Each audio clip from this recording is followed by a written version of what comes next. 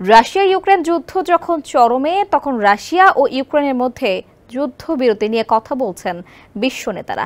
যদিও এসব আলোচনা এখনো আলোর মুখ দেখেনি। মার্কিন প্রেসিডেন্ট ডোনাল্ড ট্রাম্পও দুদেশের যুদ্ধ নিয়ে সমাধানে আসতে চান, সে চেষ্টাও করে যাচ্ছেন তিনি। এসবের মধ্যেই এবার বিস্ফোরক মন্তব্য করলেন প্রেসিডেন্ট ট্রাম্প।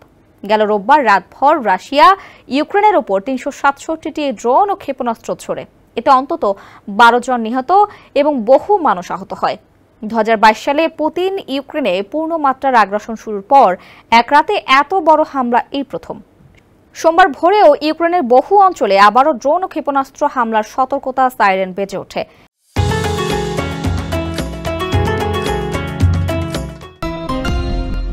এই আকাশ হামলার পর এতদিন রুশ প্রেসিডেন্ট ভ্লাদিমির পুতিনের সঙ্গে উষ্ণ সম্পর্ক বজায় রাখার বার্তা দিয়ে আসা ডোনাল্ড ট্রাম্প এবার সরাসরি জানিয়েছেন যে পুতিনের ওপর খুশি নন তিনি। রোববার রাতে নিউ জার্সিতে ট্রাম্প মন্তব্য করেন, তিনি পুতিনকে অনেক দিন ধরে চেনেন এবং তার সঙ্গে ট্রাম্পের বেশ ভালো সম্পর্ক ছিল, কিন্তু এখন পুতিন শহরে শহরে রকেট ছুড়ে মানুষ মারছেন, যা একদমই পছন্দ করছেন না ট্রাম্প। ব্রিটিশ সংবাদ মাধ্যম বিবিসি এ খবর জানিয়েছে। রুশ প্রেসিডেন্টের সমালোচনা করে ট্রাম্প পুতিনকে পুরোপুরি উন্মাদ বলে অভিহিত করেন। তিনি তার ট্রুথ সোশ্যালে এক পোস্টে লিখেন, পুতিন পুরোপুরি উন্মাদ হয়ে গেছেন। পুতিন সব সময় পুরো ইউক্রেনটাই চেয়ে আসছেন।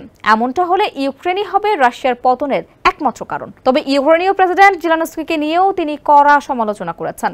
তিনি বলেন, তিনি যেভাবে কথা বলছেন সেটা তার দেশের কোনো উপকারে আসছে না।